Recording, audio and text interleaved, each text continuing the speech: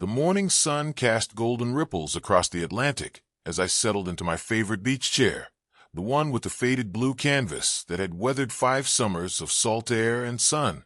My toes dug into the cool sand, and I inhaled deeply, savoring the briny scent of low tide. This was my ritual, my sacred morning routine on the private beach behind my coastal property. I'd owned this slice of paradise for nearly a decade, and every single day felt like a gift. I was halfway through my coffee when I heard it, the sharp clack of heels on the wooden boardwalk that connected the beach homes to the shore. Heels. On a beach. At 7 in the morning. Excuse me. The voice was shrill, cutting through the peaceful sound of waves like nails on a chalkboard. Excuse me. I turned to see a woman marching toward me with the determination of a general leading troops into battle. She was perhaps in her late 50s, wearing a pristine white linen pantsuit that screamed, "I'm too important for sand," and oversized sunglasses that covered half her face. Her auburn hair was pulled back so tightly I wondered if it hurt.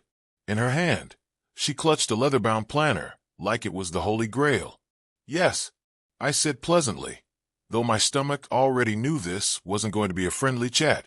"You're trespassing on private property."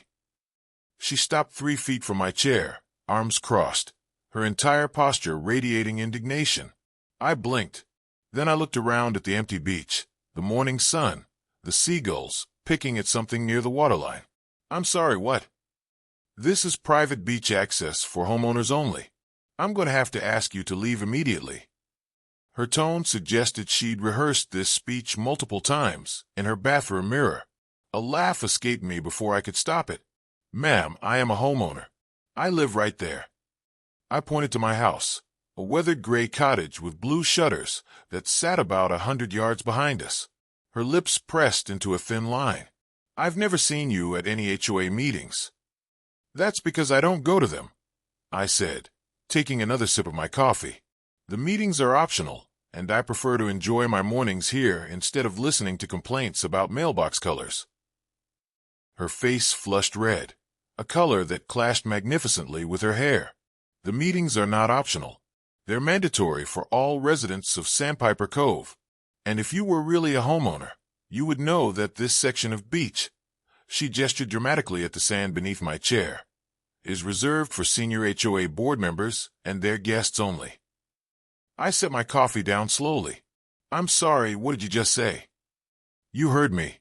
This is the premium beach section.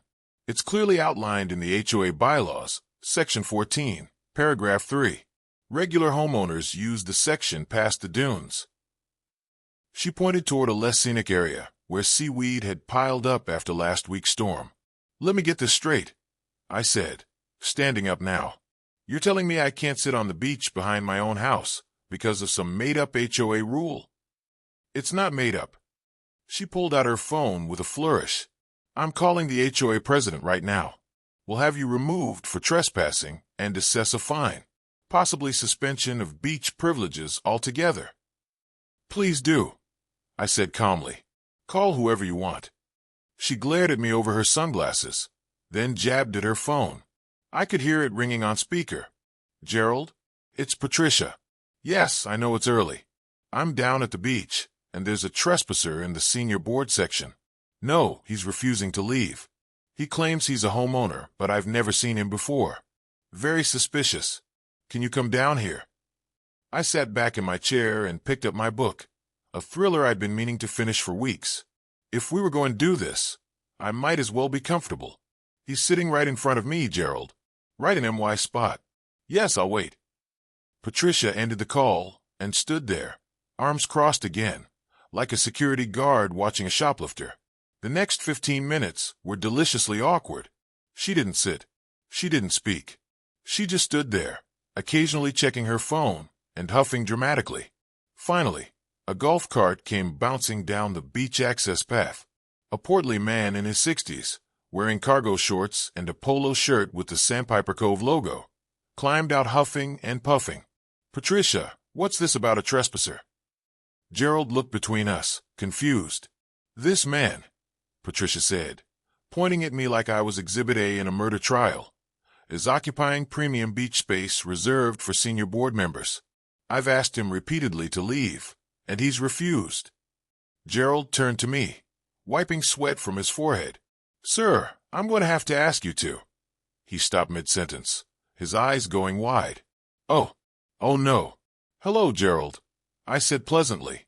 Patricia looked between us. You know this trespasser? Patricia, Gerald said slowly, like he was explaining something to a toddler. This is Marcus Whitmore.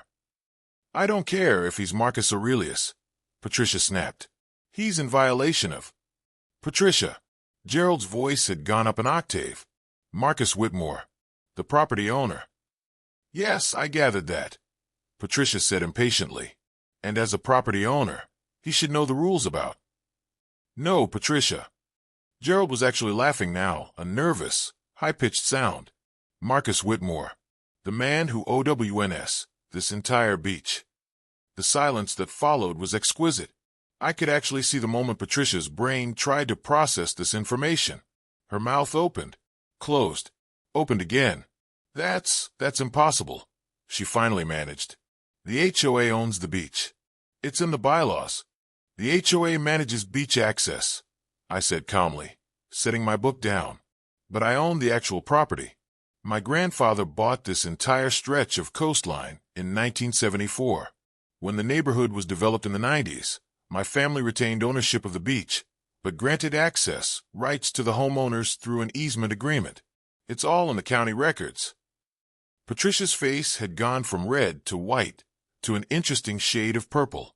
But the bylaws clearly state that senior board members have no special privileges regarding beach access, I finished, because any rule claiming otherwise would be invalid. The HOA can't create restrictions on property they don't own. The easement agreement guarantees equal beach access to all homeowners. No premium sections. No reserved spots. Nothing. Gerald was nodding vigorously. It's true, Patricia. We discussed this at the board meeting last year when you proposed the tiered beach access system. The lawyers said we couldn't legally enforce it. You voted for it anyway, Patricia protested. It was a non-binding resolution. Gerald said, we voted to encourage tiered access. That doesn't make it a rule. I stood up and brushed sand from my shorts. Patricia, I'm going to make this very simple. Not only do I have every right to sit on this beach, but technically, I could revoke the easement agreement entirely and make this beach completely private. My beach. Just mine. Patricia's eyes went wider than her oversized sunglasses. You wouldn't. I wouldn't, I agreed. Because I'm not petty. I like my neighbors. I want everyone to enjoy the beach. But what I absolutely will not tolerate is someone inventing fake rules and using them to bully people, including me, into compliance. I wasn't bullying anyone, Patricia said weakly. Really? So you weren't planning to fine me? Suspend my beach privileges? Have me removed for trespassing on my own property? She didn't answer. I turned to Gerald. I want that fake tiered access resolution removed from the books. And I want a clarification sent to every homeowner stating that all beach areas are available to all residents equally. No premium sections. No reservations. First come, first served. Absolutely, Gerald said quickly. Consider it done. I'll send an email today. Actually, I said, an idea forming. Let's make this interesting. Since Patricia here is so concerned about HOA rules and proper beach behavior, I'm sure she'll volunteer to organize a community beach cleanup day. Show everyone she really does care about this being a shared space. Patricia looked like she'd swallowed a lemon. I suppose I could. Wonderful, I said cheerfully. I'll even provide refreshments. We can make it a monthly thing. Really bring the community together. Gerald was grinning now. I think that's a fantastic idea, Marcus. Very generous of you. And Patricia, I added, you're welcome to use this section of beach anytime you want. We can even be beach neighbors if you'd like. I'm here most mornings around 7. Her face suggested she'd rather swim with sharks, but she managed a tight nod. As Gerald and Patricia retreated up the beach, Patricia's heels sinking into the sand with each step, I settled back into my chair. The morning sun was higher now, warming the sand, and the waves continued their eternal rhythm. My phone buzzed. It was a message from my neighbor Tom, who lived 2 houses down. Just saw the beach confrontation from my deck. Please tell me you're the owner. This is the best thing I've seen all year. I type back. Oh, it gets better. Wait for Gerald's email. 3 hours later, the HOA email went out. The subject line read, "Clarification on beach access rules." Gerald had been thorough.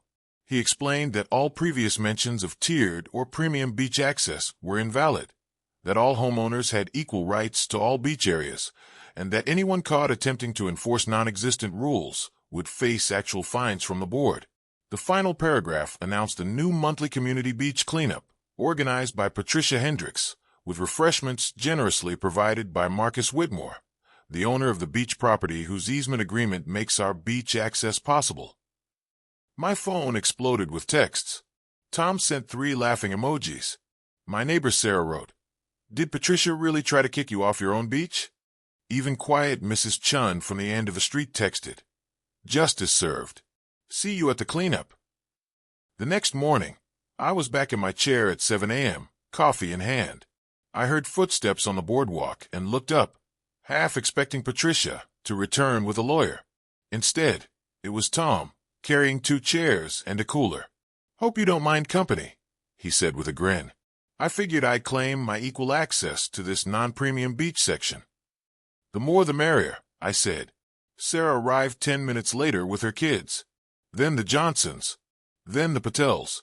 By 8 a.m., the premium section was full of neighbors, all pointedly sitting exactly where Patricia had tried to claim as her exclusive territory. Patricia never came to the beach that early again, but she did organize one hell of a beach cleanup.